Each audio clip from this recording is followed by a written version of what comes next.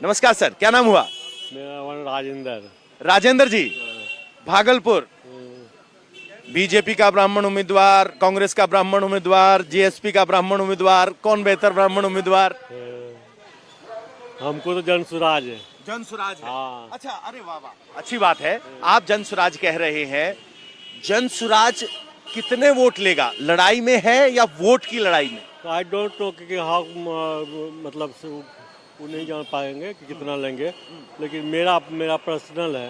Personal है तो आसपास का आकलन तो आप कर रहे हो ना, कितना वोट किसको मिल रहा है?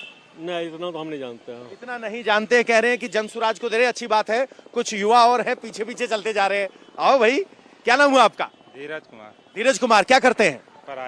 पढ़ाई करते हैं। एक धीरज कुमार जो जॉब की तलाश में है, वोट का मौका है, भागलपुर से किससे चुन रहा है? मेरा घर बांका जिला हुआ। बांका जिला हुआ, बगल वाला जिला। तो क्या माहौल है अब की बार? वहाँ तो भाई एनडीए का सरकार का। एनडीए का सरकार है।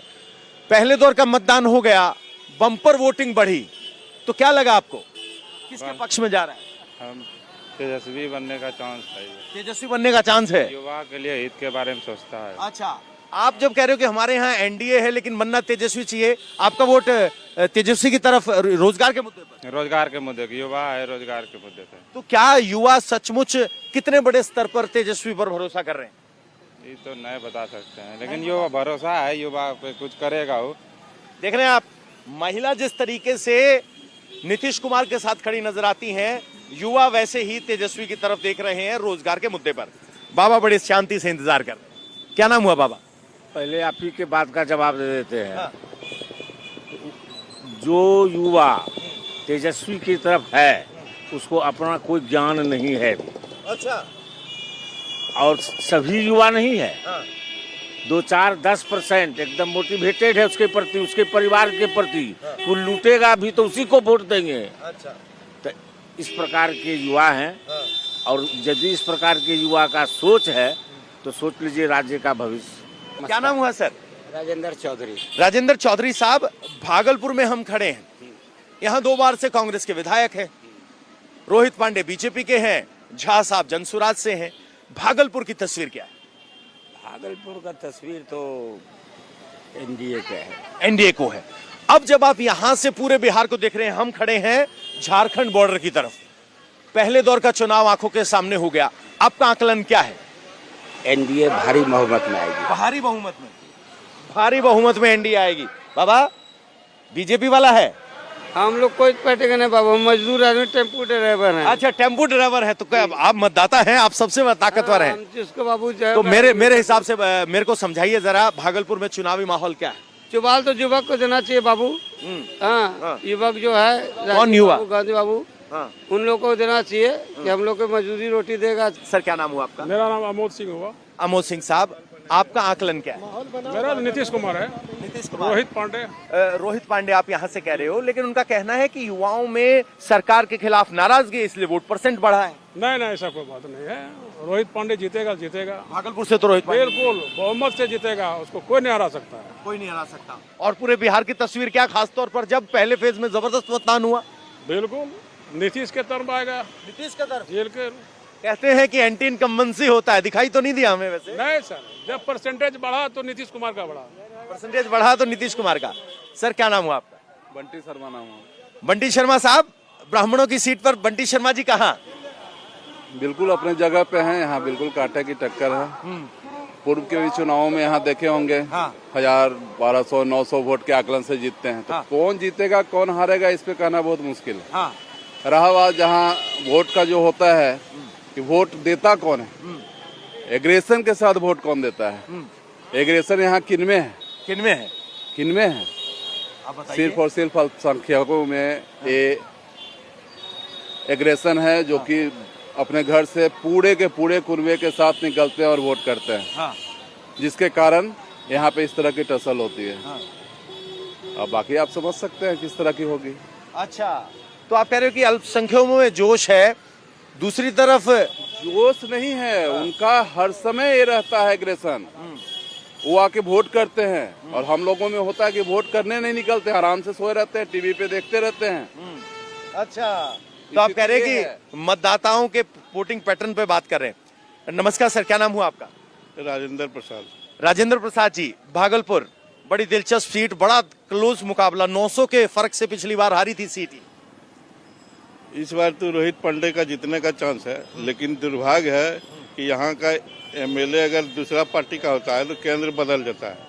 हाँ, यही अभी तक यही चला रहा है। अच्छा, जिस पार्टी का एमएलए बना वहाँ सरकार बदल जाती है। केंद्र बदल जाता है। हाँ। अभी तक जो ये है यही चल रहा है। और तो इनका कहना है कि जहाँ यहाँ का जो विधायक होता है केंद्र में दूसरा रहता है। इनका इशारा है अश्विनी चौबे भी लंबे समय तक रहे तो वहाँ लालू की सरकार थी। अभी तक यही सिस्टम चला रहा है अभी तक का। अच्छा। क्या है कि कांग्रेस जीती तो थर्ड टर्म से ही जीत रहे हैं। दो बार से 2015 और 20 नहीं, एक बार और मिड पोल हुआ था, वो भी जीते थे। मिड पोल भी जीते थे। तो इनका कहना है कि भागलपुर विरोध में ही रहता है जिसकी सरकार बने। तो यहाँ रोहित पांडे के जीतने का मतलब ये है कि नीतीश जा रहे हैं। नीतीश का हम नहीं कर रहे हैं, केंद्र जा रहा है, ये कर रहे हैं। अच्छा, केंद्र जा रहा है, नीतीश का बिहार का नहीं। केंद्र तो 29 में चुनाव है, उससे पहले ही जा रहा है तो कैसे चल रहा है वो आप भी जान रहे हैं ना। कैसे चल रहा है बताइए। एगो नायडू, एगो नीतीश, ये दोनों के बल पर है केंद्र। अच्छा, ऐसे थोड़ा है कि मेजोरिटी में है वो कखनू। इसीलिए आपका बिहार को उतना वो पूछ रहा है और उसको नायडू को भी। तो बिहार झटका देगा। क्या बात करते हैं, बिहार का नीतीश का कोई ठिकाना है? अच्छा, वो देखिए फर्स्ट पार्टी आरजेडी और जदयू ही रहेगा। थर्ड में चला जाएगा बीजेपी। अच्छा, फर्स्ट पार्टी आरजेडी जेडीयू रहेगा। सर, क्या नाम हुआ आपका? उदय कुमार राय। उदय कुमार राय साहब, सर का आकलन ये है कि बिहार में अब की बार जो संकेत निकलेंगे वो केंद्र तक असर डालेंगे लहर जी।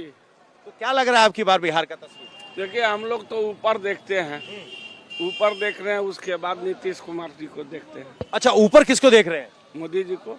तो ये कह रहे हैं मोदी जी अब की बार खतरे में पड़ जाएंगे बिहार से? वो सबका अपना अपना समझ है। हाँ। मोदी जी को देख के वोट दे रहे हैं। बिल्कुल। पिछली बार तो बड़ा नजदीकी मुकाबला था, 900 का ही फर्क था।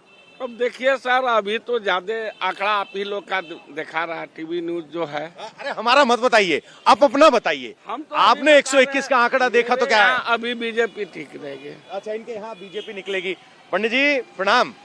यहाँ तो सभी पंडित जी कतार में हैं, तीनों पार्टियों के उम्मीदवार पंडित जी हैं। क्या आकलन है? आकलन अच्छा है। किसका दावा है, किसका दम है? सब तो अपना अपना कर रहे हैं। हाँ। आपका आकलन बताइए। या आशीर्वाद की तरह गुप्त है? गुप्त है। गुप्त है, पंडित जी नहीं बोलना चाह रहे हैं। तो कुल मिलाकर यहाँ तीनों ही ब्राह्मण उम्मीदवार हैं। पिछली बार बेहद नजदीकी मुकाबला था, 900 वोट का अंतर रहा था। पहले चरण का मतदान हो चुका है, उसकी लहर और बढ़े हुए परसेंटेज से भी लोग अपना अपना आकलन कर रहे हैं। हर समर्थक उसे अपने तरफ का उछाल मान रहा है। लेकिन कुल मिलाकर यहाँ की तस्वीर ये है कि नजदीकी मुकाबले में पिछली बार एलजेपी अलग था, जो 20,000 वोट ले गया था। अब की बार एलजेपी एनडीए में है और बीजेपी के समर्थक इस सीट को जीतने के लिए आशान्वित। नतीजा क्या होगा पता चलेगा 14 नवंबर को।